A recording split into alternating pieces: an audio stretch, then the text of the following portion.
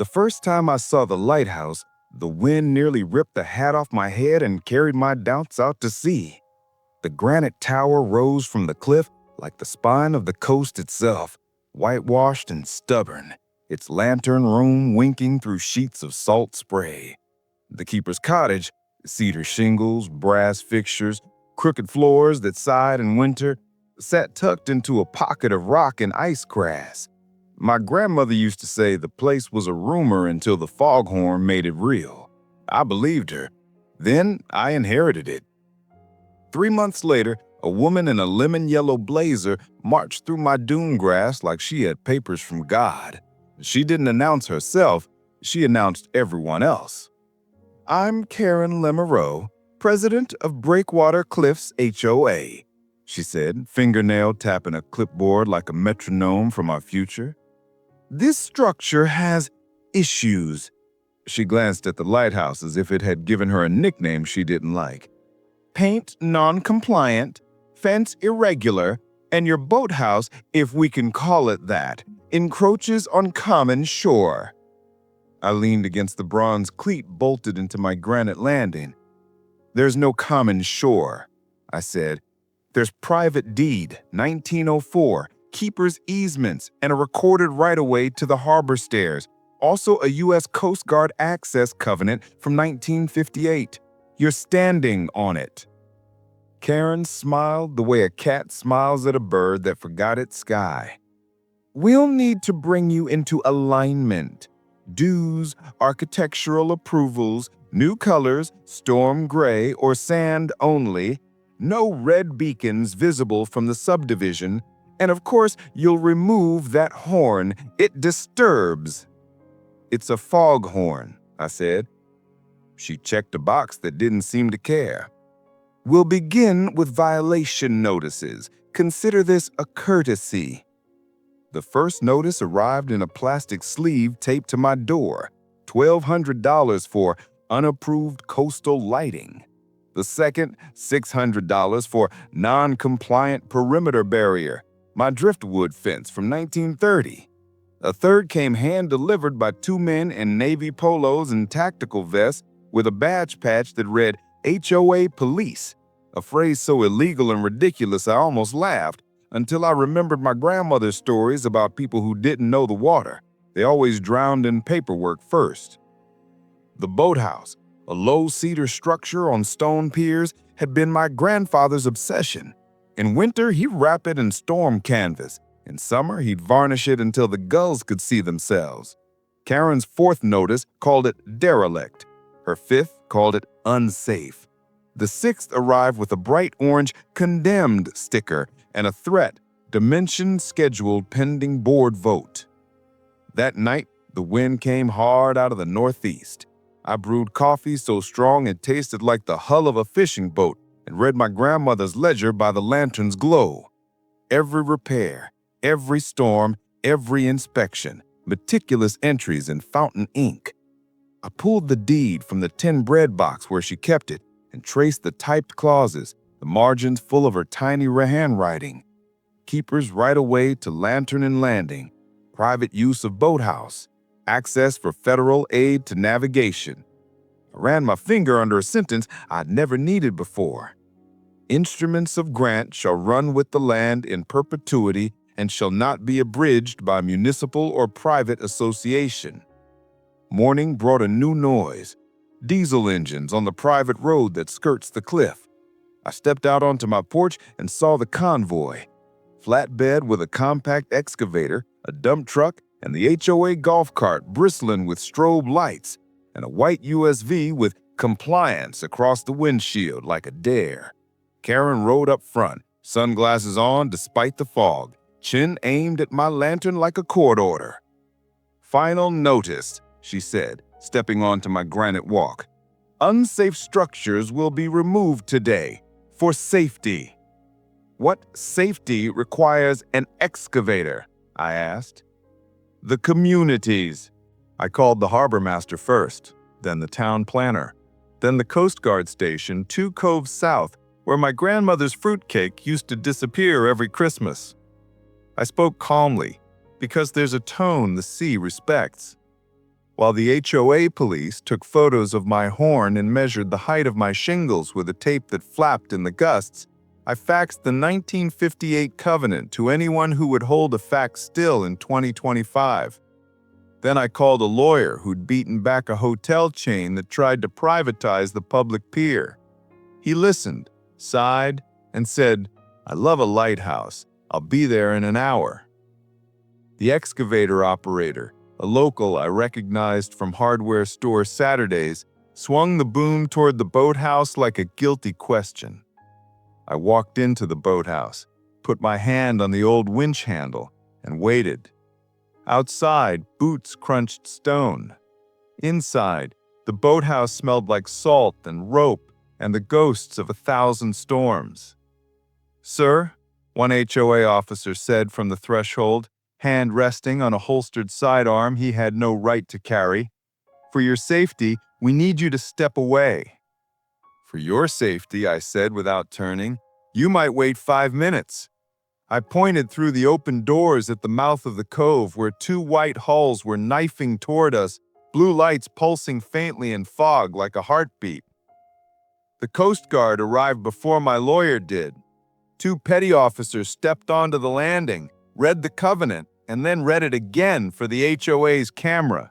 "This facility," the taller one said, tapping the brass plate that decades of keepers had polished, "is subject to federal access and is protected from local interference."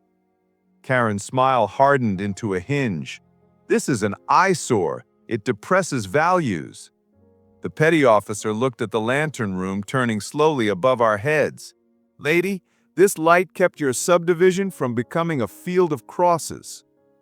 The town planner arrived, cheeks wind-burned, holding the municipal code like a shield. The harbor master followed, coat full of rain and authority. My lawyer came last, hair blown to one side, tie forgotten, teeth bared against the cold. We stood together on the landing. Lighthouse, cove, boathouse, line of engines idling like patience about to run out. My lawyer asked the excavator operator for his permit. He shrugged helplessly, eyes flicking to Karen. The town planner asked Karen for the demolition order. She offered the HOA bylaws and a smile you'd give a child. The harbor master asked the HOA police where they got those patches. They said nothing. The petty officer cleared his throat. "Until this is sorted, nobody touches anything." He radioed the station, and in 20 minutes a 3rd Coast Guard hull eased into the cove, bigger than the first 2, its horn cutting the fog with a note that rattled my teeth and made my grandmother's ledger quiver on the workbench. By noon, the HOA's caravan had retreated halfway up the road, forming a sulk. Karen lingered, thumb worrying the edge of her clipboard. "You can't keep a contraption like that, blaring whenever you feel like it." I said, "It blares when the sea feels like it. We're just the fingers on its throat." That night, the HOA posted its campaign online. A glossy render of breakwater commons, a smear of beige townhomes, and a boardwalk where my boathouse stood. The caption said the development would add value, increase safety, and modernize our quaint coastal amenities. They used the drone shot of the lighthouse at sunset without asking me. I reported the photo. The platform said to contact the rights holder, Breakwater Cliffs, HOA, media at, and a domain that pretended a cliff could have an email. I drove into town and bought every copy of my grandmother's favorite pastry. I knocked on the excavator operator's door, handed his wife a box, and apologized for the day. He called me an hour later. "They told me the town signed off," he said. "They showed me something." "Something's not a permit," I said. Wasn't even the right town." The next morning, Karen's letters turned into fines. They used red ink. They used exclamation marks. They used the phrase immediate remediation, which I've only ever seen used with oil spills and lies. I pinned each one to a corkboard in the keeper's office and drew lines between them like a detective in a film. My lawyer drafted a complaint: trespass, unfair practices, impersonation of law enforcement, attempted conversion. He smiled a fox's smile and said, "I like the word impersonation almost as much as judges do." 2 days later, the first hearing crackled to life on a Monday like barnwood catching after a long storm. The court was half town, half ocean. Karen wore gray. I wore the coat my grandfather was married in. The judge peered over his glasses and asked why a private association erected law enforcement insignia. The HOA attorney, a man who could pronounce coastal resilience without laughing, said, "Those are standard protective uniforms." "Protective of what?" the judge asked. "Your imagination?" We were ordered to mediation, scheduled for Friday. Between Monday and Friday, Karen did what people do when the walls begin to talk. She kicked them. On Wednesday, a heap of broken cedar planks appeared beside the cove, pieces of my storm canvas frame, hacked and hauled by someone who knew how to cut without being seen. On Thursday, the padlock on my lantern stair was scratched in a way that says a key was tried and failed. On Friday at dawn, I found the foghorn's junction box open, its wires kissed clumsily together like a bad secret. I disconnected the kiss and called the Coast Guard. They came, they looked, and one of them, the petty officer with the quiet eyes, put his hand on my shoulder and said, "You don't have to live like someone's testing your doors." Mediation opened with coffee and ended with a clock. The HOA offered to grandfather my structures if I painted the lighthouse, approved sand, removed the horn, paid back dues, and agreed to future oversight. I offered to let their board walk the lighthouse stairs one at a time, in silence, to remember what the ocean does to anyone who forgets humility. We were at impasse before the second pastry cooled. My lawyer asked for a protective order against further inspection. The judge granted it with a breath that smelled like the end of a long day. The HOA went quiet for a week, and in that quiet, the wind shifted. I sat at the kitchen table under my grandmother's map of the shoals and did what every keeper learns to do when the fog eats the horizon. I charted. If Karen's power lived in bylaws and brochures, mine lived in parchment and brass. I pulled the chain of title and made a family tree of every covenant. I copied the Coast Guard lease and highlighted the sections that make people who love clipboards sweat. I filed a request with the State Historic Office to list the keeper's cottage and boathouse as contributing structures to the tower. I didn't say the HOA's name. I didn't have to. The forms ask, "What is the threat?" I checked neglect and development and drew a small square by ignorance, so whoever reads it later knows the best storms aren't weather.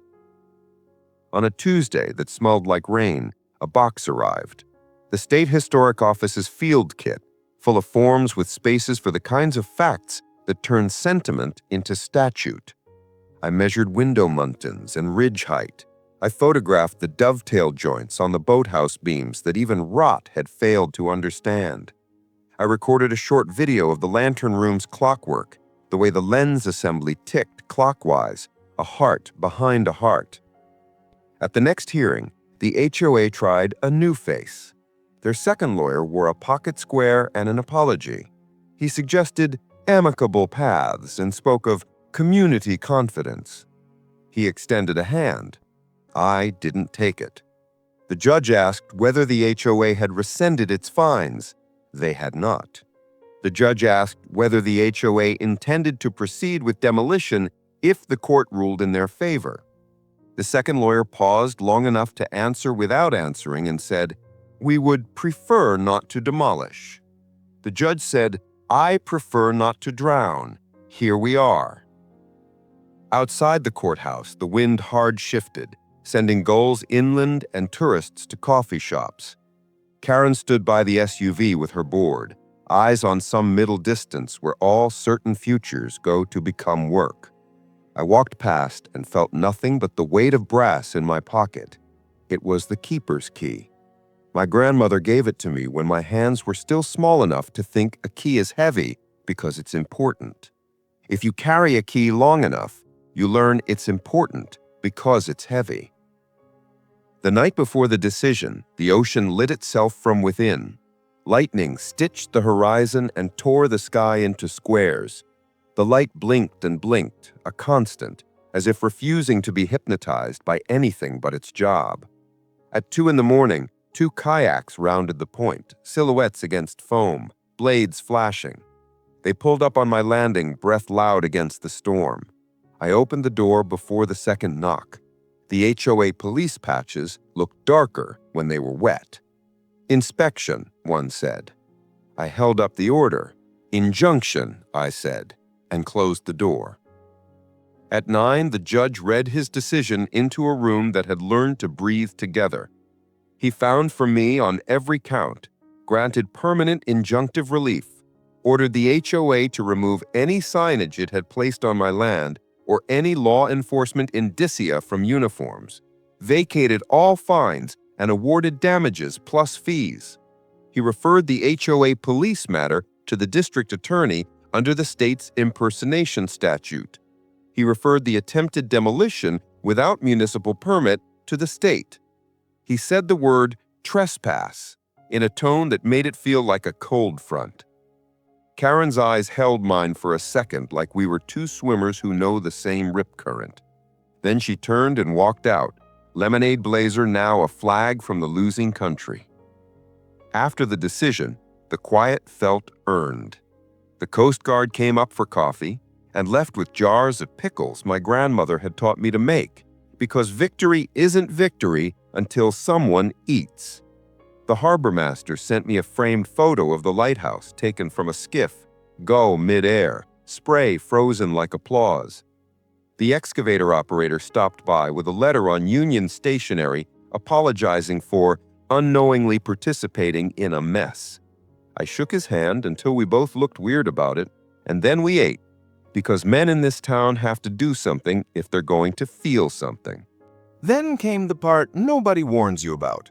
Recovery has chores. The boathouse needed a new sill where a storm had chewed the old one to confession. The Foghorn's junction needed rewiring with a sleeve that wouldn't mind salt. The fence wanted posts, not opinions. I worked with my hands until memory warmed them. When the historic office called to say the application looked strong, I thanked them and said I'd send more photos of the lantern stairs at golden hour, because if law is going to hold anything, it should hold light correctly. Spring unrolled like a chart. The HOA removed their signs because the sheriff watched them do it. The police resigned their patches, and I heard the DA took an interest in people who sew badges they didn't earn. Karen resigned the presidency and released a statement about focusing on family. Someone found her rendering for Breakwater Commons uploaded to a freelancer portfolio, and the comments captured the new mood. Build your dreams on your own dirt. The HOA lowered dues for the first time since anyone remembered dues going up, and a quiet candidate won the next election by promising to stop chasing boats. The day the historic designation plaque arrived, I carried it up the lantern stairs like a child with a bowl of water. The screws bit clean. The brass shone as if every keeper whose name I'd learned was leaning in. I watched the sea find a color I didn't have a word for yet. And then, because some closures earn song, I blew the horn once out of cycle, a long, low roll that said nothing and everything. Gulls lifted and settled, unimpressed. Out beyond the shoal, a white hull turned its bow, took its bearing, and continued on. Maybe 3 people will ever understand the sound a lighthouse makes in your bones. One of them is dead and left me a ledger and a key. One is me. The third, if the sea allows it, hasn't arrived yet. In the meantime, there's driftwood to stack, glass to polish, and letters to answer from people who've decided to fight their own small storms. They ask how I did it. I tell them about covenants and clauses, how a Coast Guard SEAL speaks louder than a clipboard, how a judge's breath can change wind if it reads the right words. I tell them to scan the old deeds and circle verbs. I tell them to feed their allies and keep their receipts. And I tell them to stand on their land when the truck engines start, to feel the ground talk back. Land knows when you're listening. On a warm May night, a woman in a gray sweater knocked on my door and introduced herself as the new HOA president. She had a shy smile and a notebook slop full of sticky flags. "I'm Emily," she said. "I wanted to say, we're done with all that." She looked past me to the lantern. "My son learned to count with that thing blinking. I'd like it to keep doing that."